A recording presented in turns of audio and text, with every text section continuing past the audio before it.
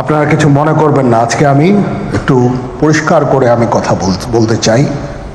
আপনাদের সবার হয়তো ভালো নাও লাগতে পারে, কিন্তু বিশ্বাস করেন, আমার এটা যদি আপনারা গ্রহণ করেন, আপনারা লাভবান হবেন, কোনো ক্ষতি হবে না দেশের। আমার অন্য কোনো আকাঙ্ক্ষা নাই, আমার একটাই আকাঙ্ক্ষা, দেশ এবং জাতিটাকে একটা সুন্দর জায়গায় রেখে ছুটি করা। I had enough. Was last 7-8 months I had enough. আমি চাই দেশ এবং জাতিকে একটা সুন্দর জায়গায় রেখে আমরা সেনানিবাসে ফেরত আসব।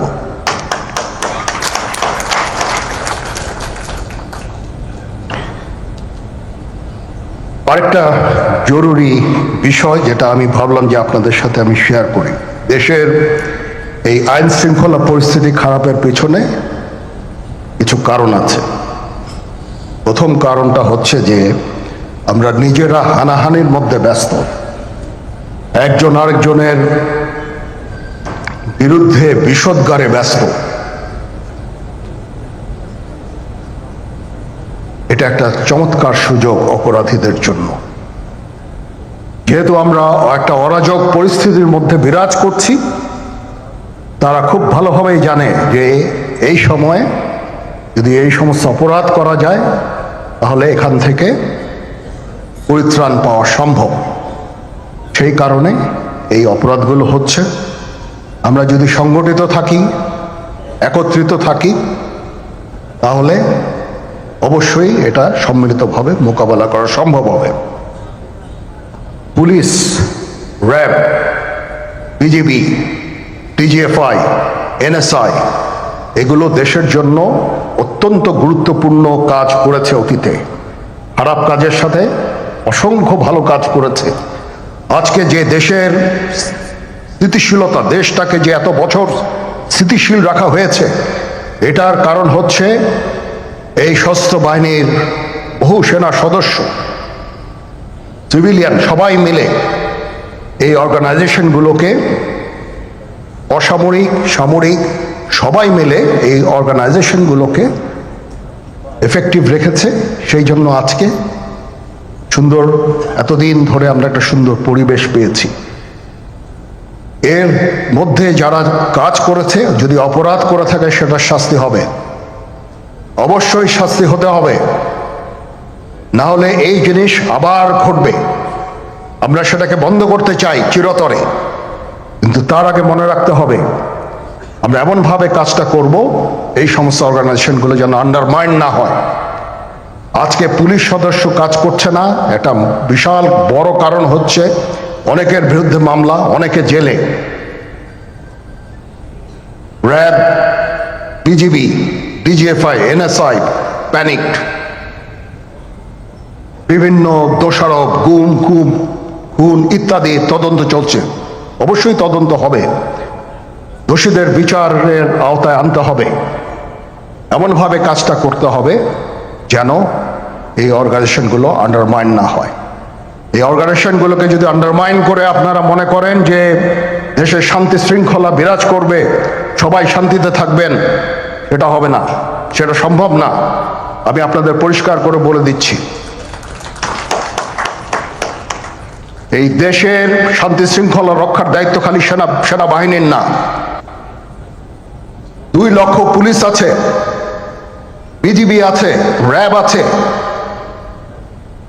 আনসার ভিডিপি আছে, আমার আছে হচ্ছে 30,000 সৈন্য। এদেরকে আমি এই যে একটা বিরাট ভয়েড, আমি এই 30,000 সৈন্য দিয়ে আমি কিভাবে এটা পূরণ করব? 30,000 থাকে, আবার 30,000 চলে যায় ক্যান্টনমেন্টে, আরো 30,000 আসে। এটা দিয়ে আমরা দিন রাত আমরা চেষ্টা করে যাচ্ছি। এখানে যে সমস্ত উচ্ছৃঙ্খল কাজ হয়েছে সেটা আমাদের নিজস্ব তৈরি, এটা আমাদের নিজস্ব ম্যানুফ্যাকচার, আমরা নিজস্ব এইগুলো তৈরি করেছি। এই বিপরীতমুখী কাজ করলে এসে কখনো শান্তি শৃঙ্খলা আসবে না, এই জিনিসটা আপনাদের মনে রাখতে হবে। ভিশনের ফুলঝুরি মেগা অফারে ফ্রিজ কিনলেই পাচ্ছেন 16 পিসের আকর্ষণীয় গিফট বক্স একদম ফ্রি। আজকে একটা বেদনা বিধুর দিবস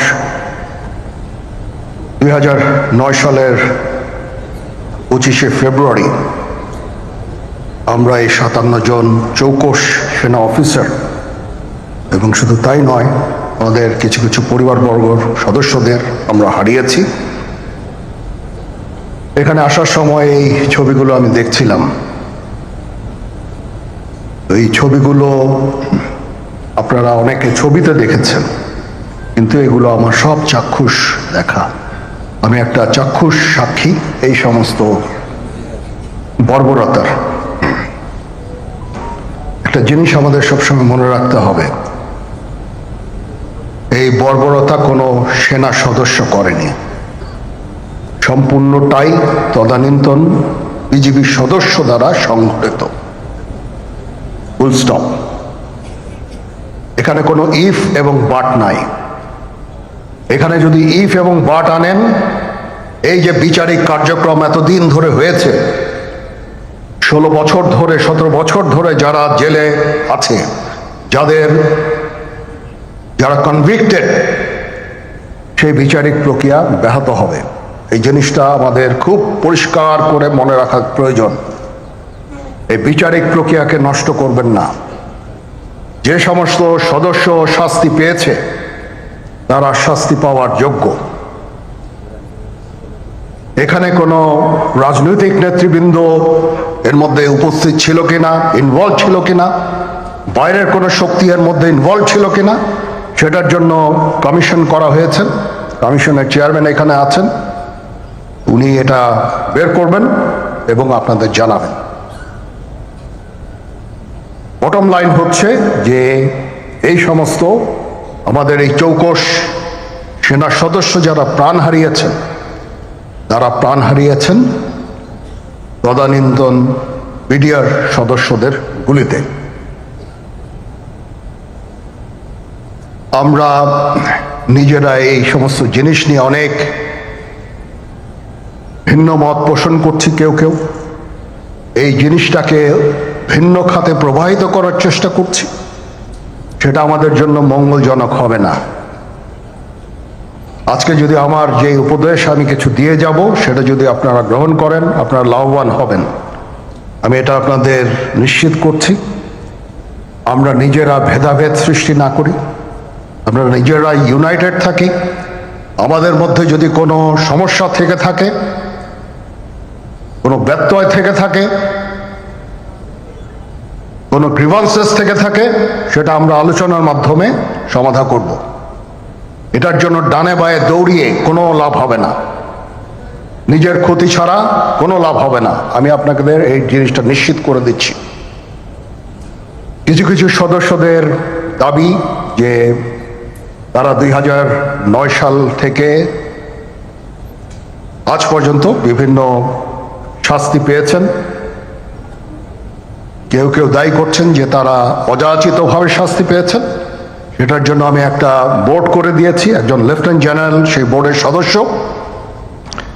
প্রথম ফেজে 51 জন সদস্যর ব্যাপারে আমার কাছে রিকমেন্ডেশন নিয়ে এসেছে। তার রিকমেন্ডেশনের অধিকাংশই আমি গ্রহণ করেছি এবং আরো বেশি আমি দিয়েছি। নেভি এয়ারফোর্সও তাদের এই কার্যক্রম চালিয়ে যাচ্ছে।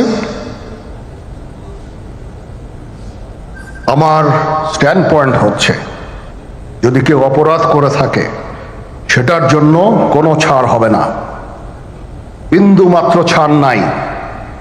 আমি আপনাদের পরিষ্কার করে দিচ্ছি, it is a discipline force. Discipline ফোর্সকে ডিসিপ্লিন থাকতে দেন। আজকে এই যে দেশের ক্রান্তি লগ্নে সমস্ত বাহিনী, সমস্ত অর্গানাইজেশন বিপর্যস্ত হয়ে পড়েছে। খালি সেনাবাহিনী টিকে আছে, বিমান বাহিনী টিকে আছে, নৌবাহিনী টিকে আছে। কেন? Because of discipline. তারপরেও আমি আমার অফিসারকে আদেশ দিয়েছি, যদি সামান্যতম কোনো সন্দেহের অবকাশ থাকে, কোনো কার বিরুদ্ধে যেই অ্যাকশন না হয়েছে, অপরাধী কিনা যদি সামান্য কোনো সন্দেহের অবকাশ থাকে, সেটা তাদের ফেভারে যাবে। এটা হচ্ছে আমার ঢালাও নির্দেশ, সেই হিসাবে বিভিন্ন প্রস্তাব আমার কাছে এসেছে। কোনো কোনো প্রস্তাবে আমি আরো আমার নিজে থেকে যোগ করে আরো বেশি আমি দিয়েছি। এভাবে পর্যায়ক্রমে অফিসাররা অ্যাপিয়ার করবে, আসবে, এবং তাদের এই জিনিসগুলো আমরা দেখব। দেখে যদি মনে হয় যে তাদেরকে করার অবকাশ আছে কিছু, অবশ্যই আমরা করব। এটা ন্যায় নীতিতে আমরা প্রতিষ্ঠিত থাকব ইনশাআল্লাহ। আপনারা কিছু মনে করবেন না, আজকে আমি একটু পরিষ্কার করে আমি কথা বলতে চাই। আপনাদের সবার হয়তো ভালো নাও লাগতে পারে, কিন্তু বিশ্বাস করেন, আমার এটা যদি আপনারা গ্রহণ করেন, আপনারা লাভবান হবেন, কোনো ক্ষতি হবে না দেশের।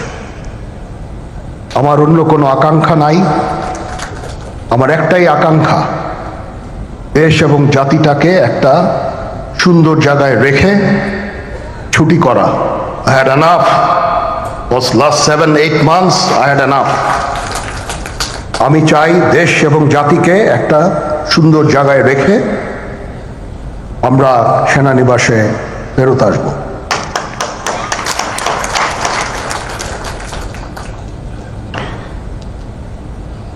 আরেকটা জরুরি বিষয় যেটা আমি ভাবলাম যে আপনাদের সাথে আমি শেয়ার করি। দেশের এই আইন শৃঙ্খলা পরিস্থিতি খারাপের পেছনে কিছু কারণ আছে। প্রথম কারণটা হচ্ছে যে আমরা নিজেরা হানাহানির মধ্যে ব্যস্ত, একজন আরেকজনের বিরুদ্ধে বিষোদ্গারে ব্যস্ত। এটা একটা চমৎকার সুযোগ অপরাধীদের জন্য। যেহেতু আমরা একটা অরাজক পরিস্থিতির মধ্যে বিরাজ করছি, তারা খুব ভালোভাবেই জানে যে এই সময়ে যদি এই সমস্ত অপরাধ করা যায় তাহলে এখান থেকে পরিত্রাণ পাওয়া সম্ভব। সেই কারণে এই অপরাধগুলো হচ্ছে। আমরা যদি সংগঠিত থাকি, একত্রিত থাকি, তাহলে অবশ্যই এটা সম্মিলিতভাবে মোকাবেলা করা সম্ভব হবে। Police, RAB, BGB, DGFI, NSI এগুলো দেশের জন্য অত্যন্ত গুরুত্বপূর্ণ কাজ করেছে অতীতে।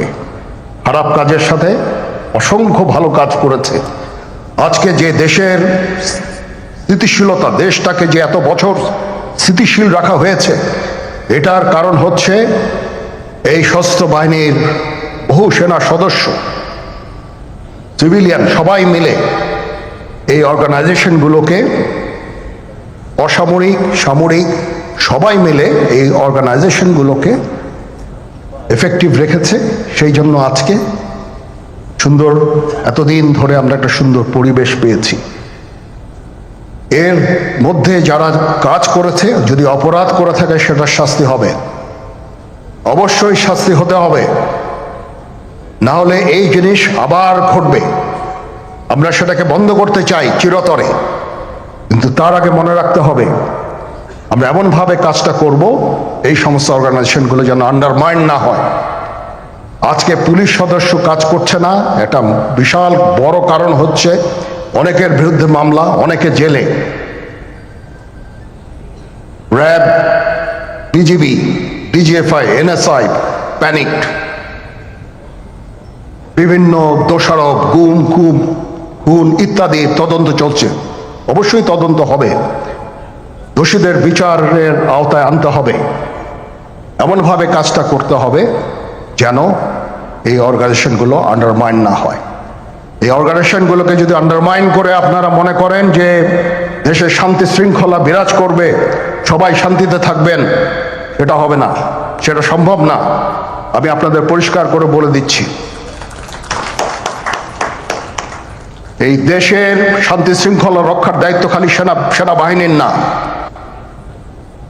2 লক্ষ পুলিশ আছে, বিজিবি আছে, র্যাব আছে, আনসার বিডিপি আছে, আমার আছে হচ্ছে 30,000 সৈন্য। এদেরকে আমি এই যে একটা বিরাট ভয়েড, আমি এই 30,000 সৈন্য দিয়ে আমি কিভাবে এটা পূরণ করব? 30,000 থাকে, আবার 30,000 চলে যায় ক্যান্টনমেন্টে, আরো 30,000 আসে। এটা দিয়ে আমরা দিন রাত আমরা চেষ্টা করে যাচ্ছি।